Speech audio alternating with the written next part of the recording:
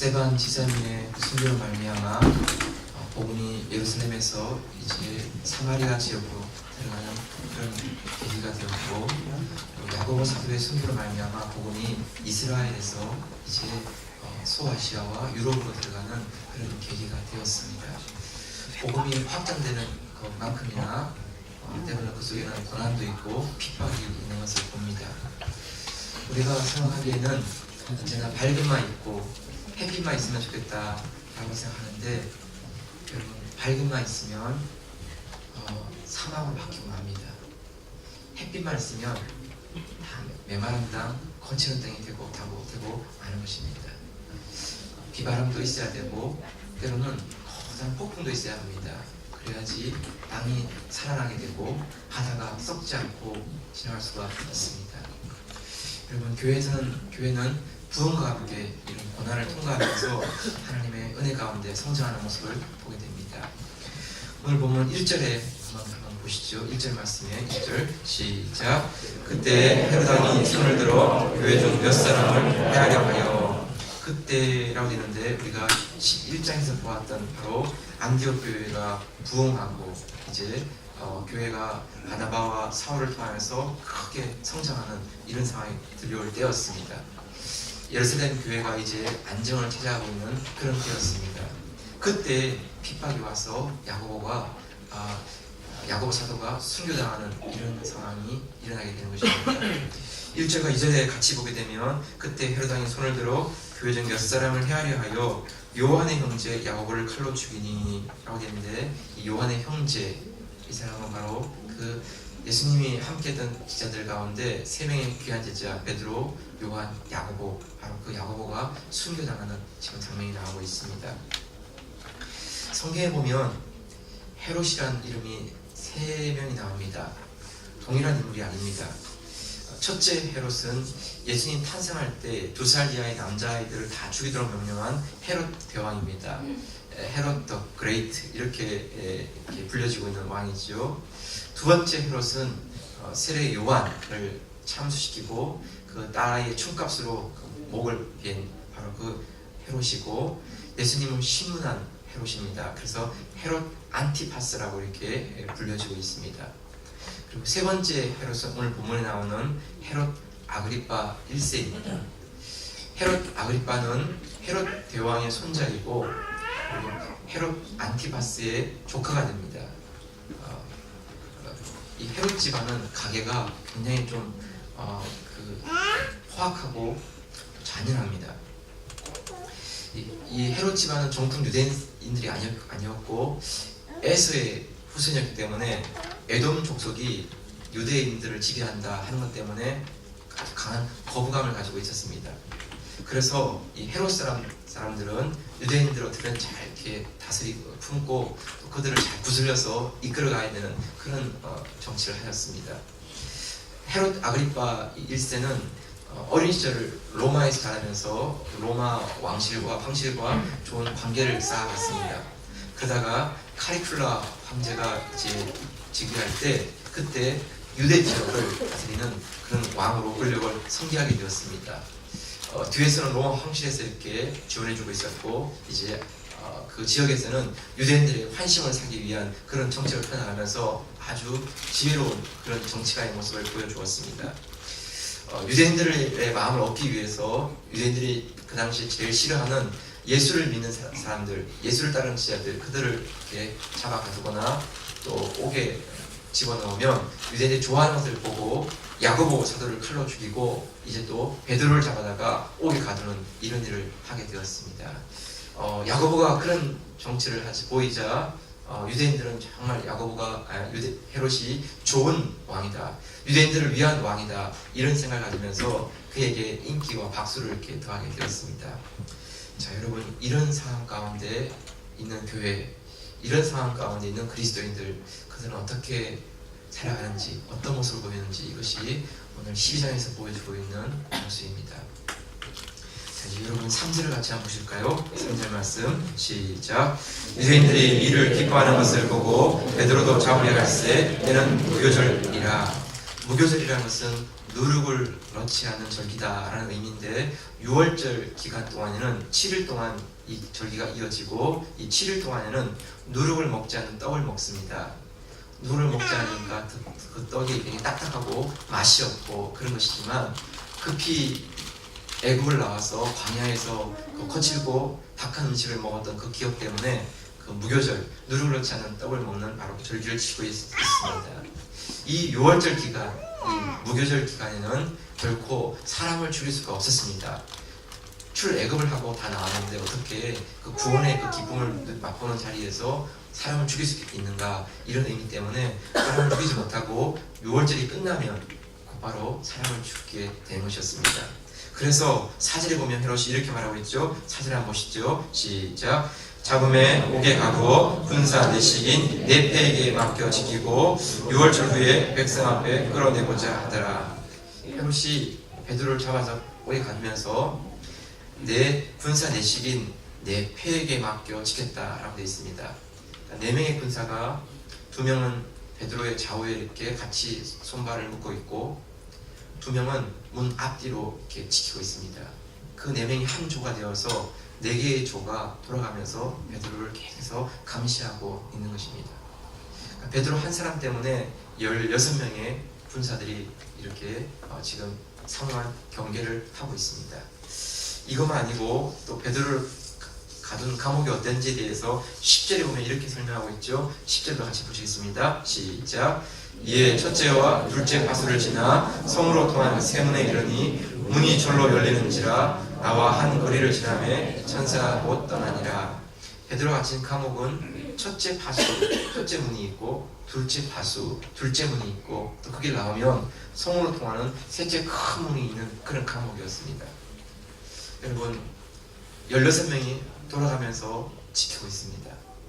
또 감옥을 나온다 할지라도 첫째 문이 있고 둘째 문이 있고 또 마지막 큰 문이 있어서 그 문을 열지 않고는 나올 수가 없는 것입니다.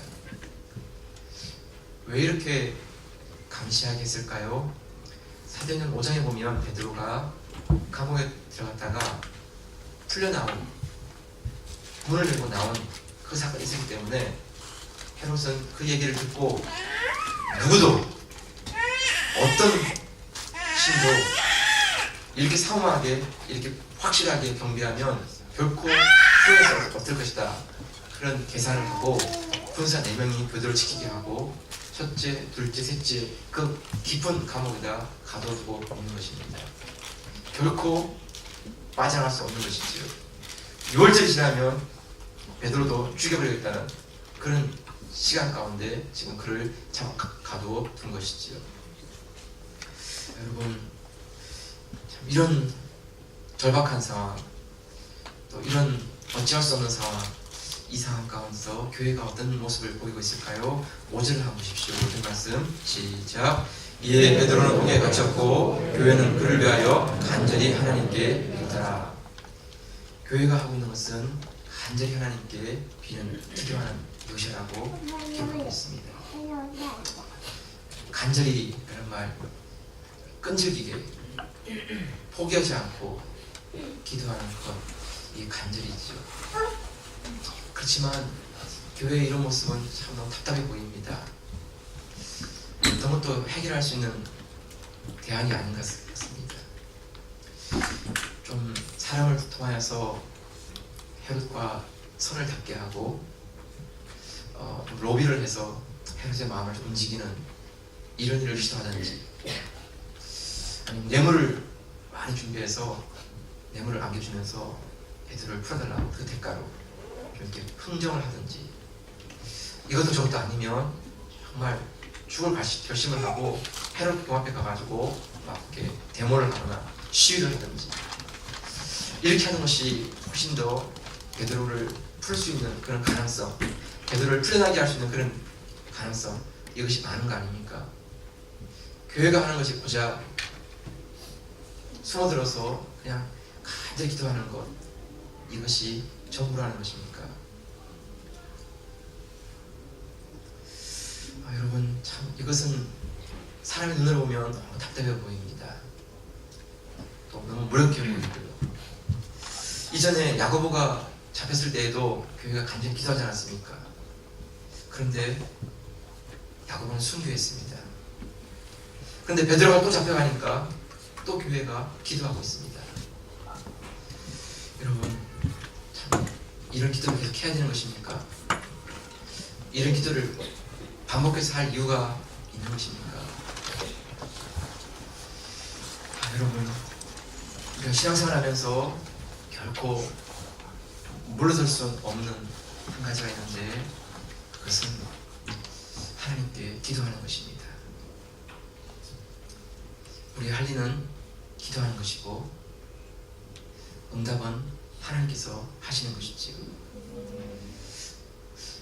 우리는 하나님의 전능하심을 믿고 그분의 선하심과 지혜 보심과 완전하심을 믿고 하나님께 엎드리는 것입니다.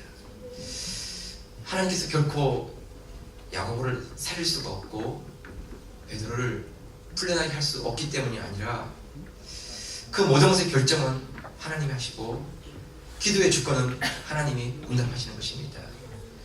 우리의 기도는 결과가 어떠하든지 하나님께 엎드리고 하나님의 분일과 하나님의 은혜를 구하며 나아가는 것입니다. 똑같이 기도하지만 결과가 다르게 나올 수 있습니다. 어떤 사람은 살 수 있고 어떤 사람은 죽을 수 있습니다. 결과가 다르다 할지라도 우리가 하는 기도가 중단되거나 포기해서는 안 되는 것입니다. 왜냐하면 하나님 우리의 기도를 들으시고 하나님의 뜻과 지혜 가운데 하나님의 선하신 모습으로 우리에게 응답을 주시기 때문입니다. 여러분, 왜 스데반은 돌에 맞아 죽었는지, 왜 야고보는 칼에 맞아 숨겼는지 우리가 그것을 이해할 수가 없습니다.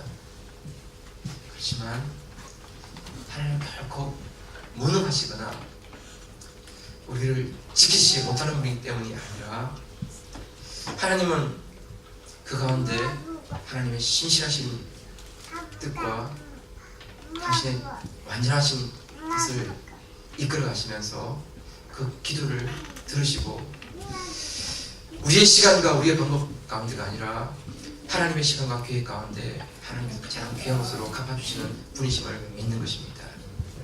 어떤 경우에도 기도를 멈추지 않는 것, 기도를 중단하지 않는 것, 이것이 하나님 믿는 믿음의 사람 성도의 삶의 모습인 것입니다. 여러분, 이스라엘 백성의 르베딤에서 아말렉과 전쟁할 때 모세는 산에 올라가서 기도하기 시작했고 여호수아와 이스라엘 군대는 밑에서 전쟁을 하게 되었습니다. 모세 손에 올라가면 이스라엘이 이기고 모세 손에 내려가면 이스라엘이 패했습니다. 여러분, 전쟁은 여호수아 이스라엘 군대가 하고 있지만 기도의 손이 함께 올라갈 때 전쟁의 상황은 승리하였고 기도의 손이 내려가면 전쟁의 상황은 패배하고 마는 것이었습니다. 여러분, 환경에 관계없이 결과에 관계없이 어떤 상황 속에서도 기도의 손을 높이 들고 하나님께 나갈 수 있는 저 여러분들 되시기를 축복합니다.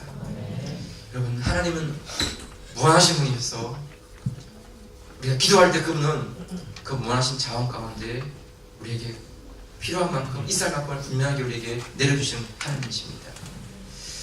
전쟁은 하나님께 속한 것이고 이루어지는 것은 하나님께 속한 것입니다. 우리 할 일은 전쟁의 결과를 하나님께 맡기고 기도의 손을 높이 올리고 하나님 앞에 엎드리는 것입니다. 여러분, 정말 자녀를 위하여서 기도의 손을 높이 드는 부모로 살아가고 있습니까? 내 형제와 내 주변의 영혼들을 위해서 정말 멈추지 않는 기도 가운데 서 있는 기도의 사람으로 살고 있습니까? 내 부모님을 위해서 그분들의 남은 생애 가운데 그 영혼이 변화되기를 위해서 하나님 앞에 무릎 꿇고 기도하고 있는 그런 기도의 사람으로 살고 있습니까? 여러분,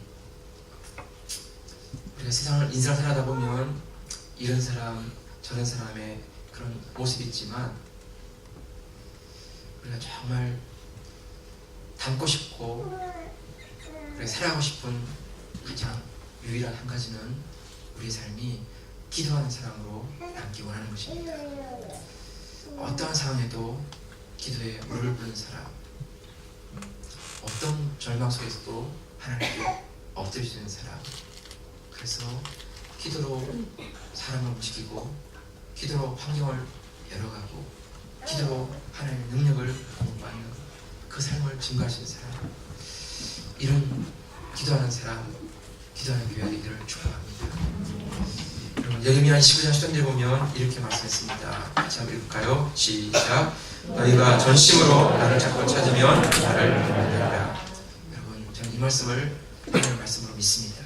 우리가 전심으로 하나님을 찾고 찾으면 하나님을 만날 것이라고 말씀해 주십니다. 전심으로 마음을 싣고 우리의 중심을 싣고 우리의 영혼을 싣고 하나님을 찾고 구할 때 하나님 반드시 그 기도를 응답해 주시겠다고 약속해 주십니다. 기도의 결과가 어떠하든 그것은 하나님께서 결정하실 것입니다. 우리의 기도는 어떤 상황 속에서도 기도의 무릎을 꿇는 사람으로 사는 것입니다. 여러분, 하늘의 문이 열리고 하나님의 그 주권이 우리 삶까지 증거되어지는 그런 기도의 삶이 되어 살아가는 하나님 성도 되시기를 주의 이름으로 축복합니다. 두 번째 오늘 본문에서 우리가 보게 되는 것은 6절 말씀입니다. 6절 한번 볼까요? 6절 시작. 헤롯이 잡아내려가는 그 전날 밤에 베드로가 두 군사 틈에서 그 쇠사슬에 매어 누워 자는데 바스꾼들이 문 밖에서 옥을 치더니, 헤롯이 잡아내려가는 그 전날 밤이 되었습니다. 이제 일주일 동안의 절기가 지나고 이제 다음 날이면 절기가 끝나는 날입니다. 그런 그 전날 밤에 베드로는 두세 사슬에 묶여서 잠을 자는데 깊이 잠이 들었습니다. 어디에 그게 나오냐면 7절 말씀을 같이 한번 볼까요? 7절 말씀 시작. 보려니 주의 사자가 곁에 섬에 옥중에 광채가 조요하며 또 베드로의 옆구리를 쳐 깨워 가로되 급히 일어나 하니 사슬이 그 손에서 벗어지더라. 주의 사자가 나타났습니다. 그리고 베드로의 옆구리를 열심히 막 깨웠습니다. 이렇게. 여러분, 웬만큼 얘기하면 기만하시는데 너무 깊이 잠들면 얘기를 못 듣는 것입니다. 그래서 막 흔들었습니다. 이렇게 흔들었습니다. 그때 베드로가 일어나 보니까 쇠사슬이 다 이렇게 손에서 벗어진 것을 보게 되었습니다.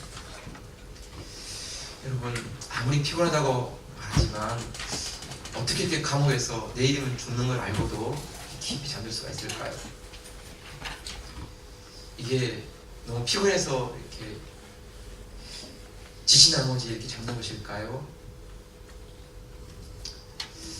아니면 너무나 배짱이 두둑해가지고 배째라 하는 식으로 이렇게 잠을 자는 것일까요? 여러분, 그게 아니고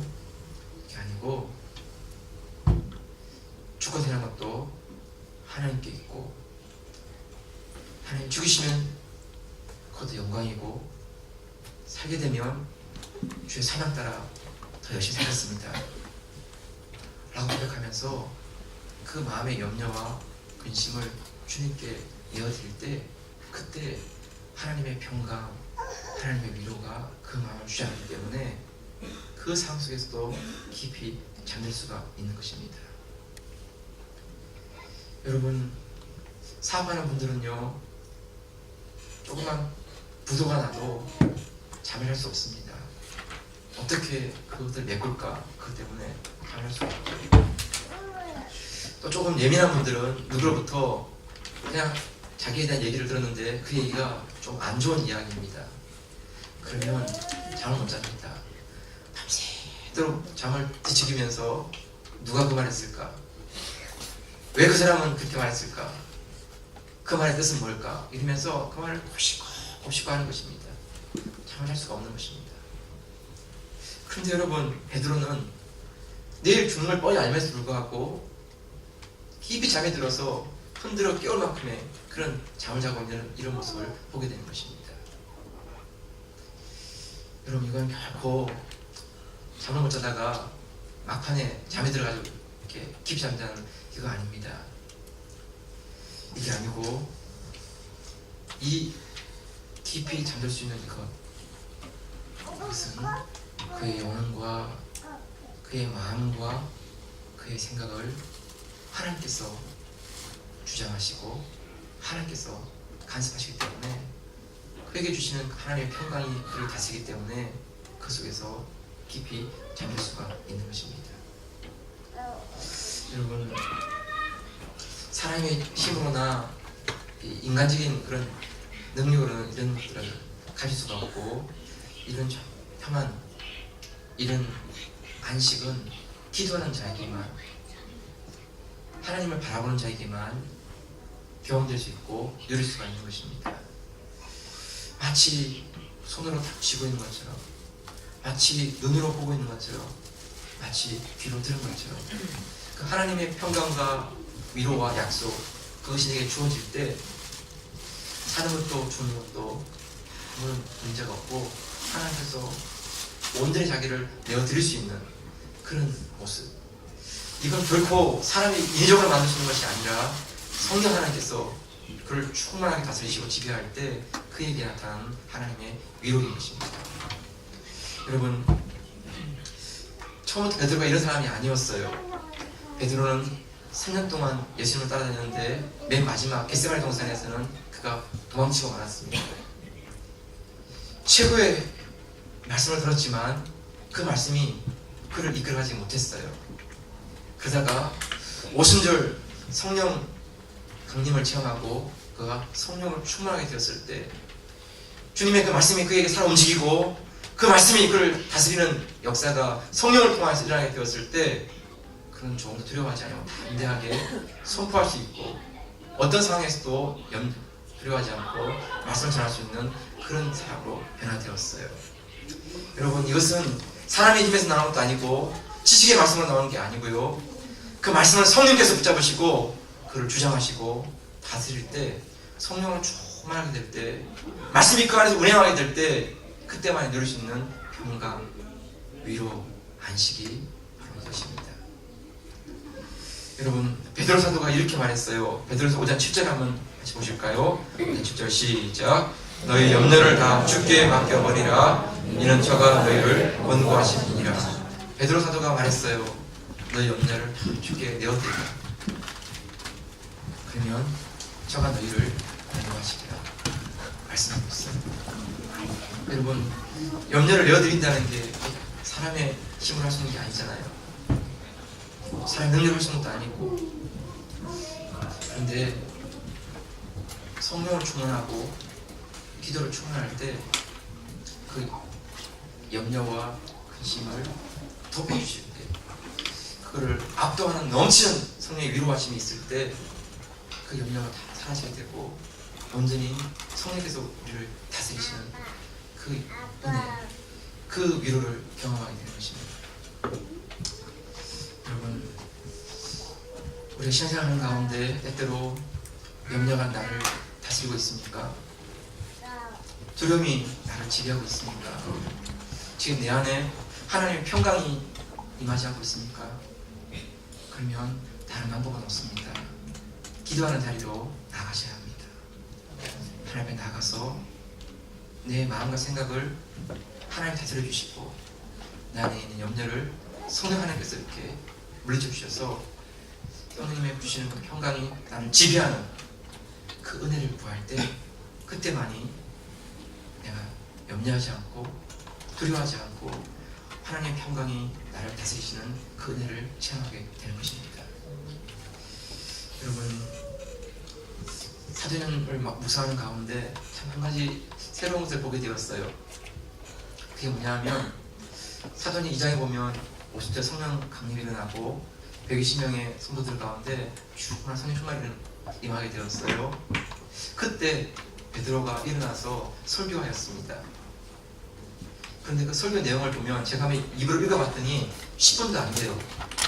빠르게 읽으면 한 5분이면 읽을 수 있고 천천히 읽어도 10분, 길게 잡아서 한 30분 말씀드렸다고 가정해요. 30분 지난 것을 좀 정리해서 기록도 할 수 있으니까요. 그런데 어떤 일이 났죠? 그 설교가 끝난 다음에 곧바로 그날에 3,000명이 회개하고 돌아왔어요. 3,000명이. 여러분, 10분 전에 메시지 가지고 3,000명이 일어날 수 있는 그 파워, 그 놀라운 변화.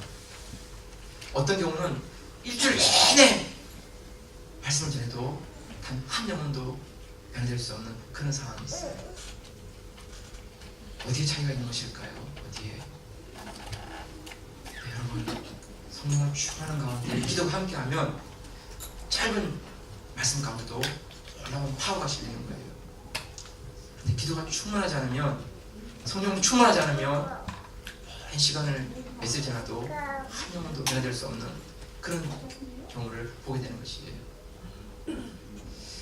그래서 여러분, 정말 우리 삶 가운데 보여야 될 부분은 우리가 성령으로 충만해지며 기도로 충만해지는 삶을 살기 원합니다.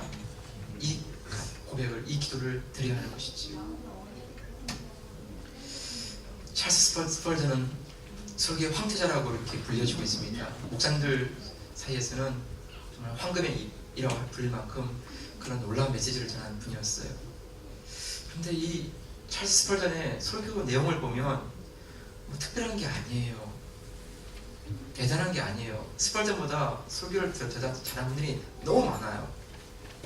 그런데 스펄전의 설교는 그 마이크가 없는 그 당시에 수천 명에게, 수만 명에게 영혼을 변화시키는 그런 파워가 나타났어요. 그래서 어떻게 도대체 스펄전은 이런 능력을 할 수가 있을까? 그래서 그 교회를 방문하고 그 교회를 찾아와서 물었어요. 스펄전, 도대체 어떤 이유가 있어서 당신은 하나님 말씀 전할 때 이렇게 많은 사람들이 변화되어지고 사람들이 이렇게 회복되느냐고 이렇게 물으면 스펄전은 어김없이 대답해 주었어요. 그 사람 손을 붙잡고 교회 밑으로 내려갔어요. 그리고 그 교회 밑바닥에서 교회와 목자를 위해서 중보기도 하는 300명의 성도들이 마음을 다해서 기도해주는 그 모습, 그 300명의 중보기도자, 그들이 있는 한 설교는 불이 붙고 설교는 능력이 있는 메시지가 된다고 이렇게 말해주었어요. 내 설교가 아니고 성도들의 중보기도, 이것이 살아있는 한 말씀을 살아 움직인다. 스펄전의 말씀의 능력이 그곳에 있었다는 것이에요. 네, 여러분, 그래요. 우리 인생 가운데 옥문이 열리고 슬픔이 떠나가고 염려와 두려움이 사라지는 그것은 다른 것이 아니고 기도하는 사람, 기도하는 교회가 있을 때 염려를 뛰어넘을 수가 있는 것입니다.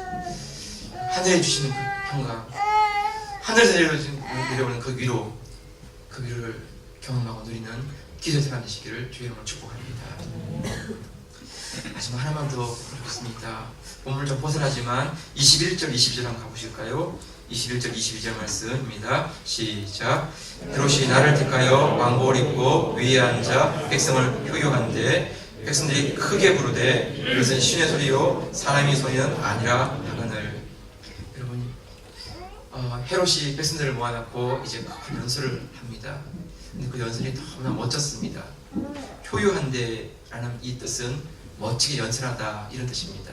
사자가 호효하지요. 와우! 이렇게 막 소리를 내지르면 주변에 있는 막 동물들이 다 두려워 떨고 그 사자의 위험 앞에 다 이렇게 무서워하는 것입니다.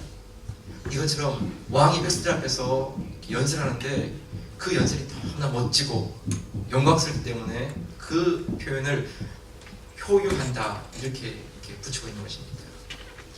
여러분, 왕자에 앉아서 화려한 왕복을 입고 백성 앞에 서 있는 그 헤롯의 모습, 그것은 너무나 멋진 모습이었습니다. 그런데 하나님 믿는 성도들의 모습은 너무나 초라하고 연약한 그런 모습이죠. 헤롯은 높은 곳 위에 올라가서 백성들을 바라보면서 연설을 하고 있는데 교회는 곳에 들어가서 숨죽이면서 기도하고 있는 그런 모습입니다. 헤롯은 모든 백성들로부터 인기와 박수를 받는 그런 모습으로 있는데 교회는 외면과 냉대를 받는 가운데 사람들을 피해 있는 그런 모습을 보이고 있습니다. 헤롯과 성도들의 모습은 너무나 차이가 나는 것입니다. 여러분, 살아있는 눈으로 바라보면 너무 비교할 수 없고 같이 견딜 수 없는 그런 상황이 있죠. 헤롯은 모든 것을 가진 자처럼 보여지고 교회는 아무것도 가진 것이 없는 그런 가난한 모습. 그런데 이러한 상황이 역전되고 있다는 것입니다. 분위기가 완전히 바뀌고 있다는 것입니다. 23절 24절 한번 볼까요? 23절 24절 시작. 헤롯이 영광을 하나님께로 돌리지 아니하므로 주의 사자가 고치니 충이 먹어 죽으니라. 하나님의 말씀은 흥왕하여 더하더라. 헤롯의 나이가 34살이었습니다. 그렇게 당당해 보이고 능률했던 헤롯은 단 한순간에 벌레가 그의 몸을 먹어서 죽고 말았습니다. 영원히 떠날까지 않는 권력, 영원히 빛날 것 같은 그 왕자, 왕국, 그것은 한순간에 싸늘한 시신으로 바뀌고 만 것입니다. 그렇게 연약해 보이고 그렇게 가난해 보이는 교회는 변함없이 말씀에 부흥이 일어나고 홍화해져서 복음을 더 크게 전가하는 그런 모습이었다라고 이렇게 증거하고 있습니다. 여러분, 우리 인생 가운데 이런 극적인 반전, 이런 극적인 이런 전환, 이것이 어디에서 일어나냐 하면 기도입니다. 기도. 야고보가 순교당하고 베드로가 감옥에 갇혔을 때 교회가 일주일 동안 간절히 베드로를 위해서 기도할 때 하나님은 그 베드로를 옥문을 열고 풀어주시고 그 영광 가운데 있는 헤롯은 한순간에 영원한 싸늘한 죽음으로 바뀌어져 버리는 그런 사건, 사람이 일으킨 것이 아니라 기도로 말미암아 이런 모든 상황이 역전되어지는 이런 일이 일어나는 것이지요. 여러분, 이것이 기도입니다. 기도는 다른 건 다 해보고 마지막에 하는 것이 아니라 기도는 언제나 우리와 함께 해야 되고 처음 시작부터 함께 고백되어야 하는 것입니다. 그 기도가 살아 숨쉴 때 여러분, 정말 하나님은 감추어진 것, 가난한 것, 연약한 것, 그것을 통하여서 하나님의 영광을 증거하는 그런 빛으로 드러나게 하는 것입니다. 여러분, 한 사람을 소개하고 저는 이제 말씀을 마무리하겠습니다. 데이빗 브레이너드라고 하는 사람입니다. 1718년 4월 20일 날 출생했습니다.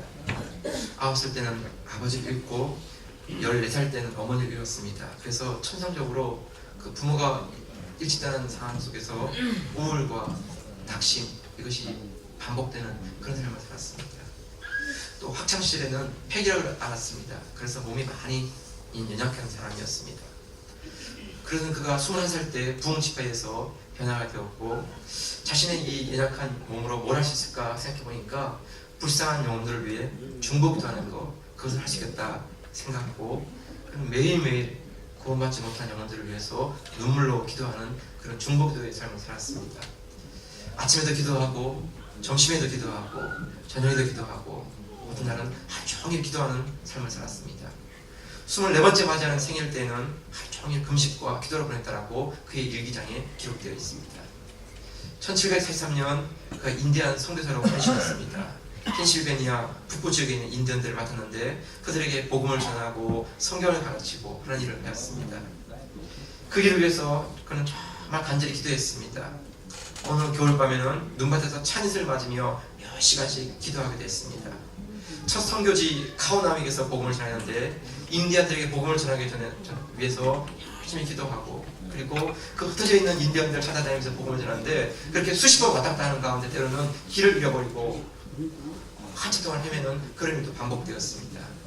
그런 중에도 틈만 나면 기도하였습니다. 그런데 그가 설교하면 인디언들의 마음이 녹아졌습니다. 마음이 열리고 예수님을 영접하는 사람들이 여기저기서 막 일어났습니다. 그래서 그가 1946년 학창시절 때 알았던 결력으로 말미암아 다시 쓰러졌습니다. 기도에 대한 열심이 너무나 지나쳤기 때문에 몸이 감당하지 못한 것입니다. 1747년 29살의 나이에 그가 숨을 거둡니다. 조나단 에도데 집에서 마지막을 보냈습니다. 생전에 데이비드 브레드의 간절한 기도 제목이 한 가지 있었는데 그것이 뭐냐 하면 조나단 에드워드의 영적인 변화였습니다. 그의 믿음이 뜨겁게 바뀌어지고 그의 믿음이 뜨거워져서 그 불덩어리 같은 그런 사람으로 변화되기를 기도한 것입니다. 그런데 데이비드 브레너가 죽은 이후에 그 기도가 응답되었습니다. 조나단 에드워드가 영적인 거인으로 변화된 것이죠. 미국 1차 대각선 운동을 일으키는 사람이 되었고, 조나단 에드워드가 말씀을 전하며 설교하면 청년들은 두려워 떨면서 옆에 있는 기둥을 붙잡고 울면서 회개하는 이런 일들이 일어났습니다. 수많은 사람들이 주께로 돌아오는 그런 놀라운 일이 반복되었습니다. 데이비드 브레너를 통해서 조나단 에드워드 같은 영적인 고장들이 이렇게 태어나게 된 것입니다. 조나단 에드워드만 아니라 존 웨슬리, 윌리엄 캐리, 헨리 마틴, 지미 엘리엇, 아도니람 저드슨 이런 성도들도 데이비드 브레너드의 일기를 읽고 내 영혼이 변화되었다 이렇게 고백하는 글을 기록하고 있습니다. 사랑하는 여러분, 말씀을 마무리하겠습니다. 우리가 신앙생활하는 가운데 우리의 삶에 기도하는 한 사람, 기도하는 한 교회로 기억되기 원하고 남기 원합니다. 기도의 응답은 하나님이지만 기도하는 것은 우리의 태도입니다. 상황이 어떠하든 결과가 어떠하든 기도의 자리에서 물러나지 않기 원합니다. 염려가 찾아올 때, 두려움 찾아올 때마다 하늘이 주시는 그 위로와 평강이 우리 임할 때까지 기도의 자리에서 물러가지 않는 사람 되기를 원합니다. 여러분, 세상의 영광이 아니고 사람들의 박수가 아니라 기도의 영광, 그 기도의 깊이, 우리 이것을 사모하고 하나님 앞에 엎드리는 중보자가 되기 원합니다. 기도하는 한 사람을 통해 가정이 변화되어지고, 기도하는 한 교회를 통하여서 한 지역이 변화되는 그 놀라운 일들, 그것을 간증할 수 있고 그것을 체험할 수 있는 그런 사람들이면 좋겠습니다. 다른 사람이 얘기하는 거 아니고 제 이야기가 드러나고, 그리고 여러분 한 분들의 고백이 되면 좋겠습니다. 주신 말씀을 같이 붙잡고 이 시간 같이 한번 합심해서 한번 기도하겠습니다.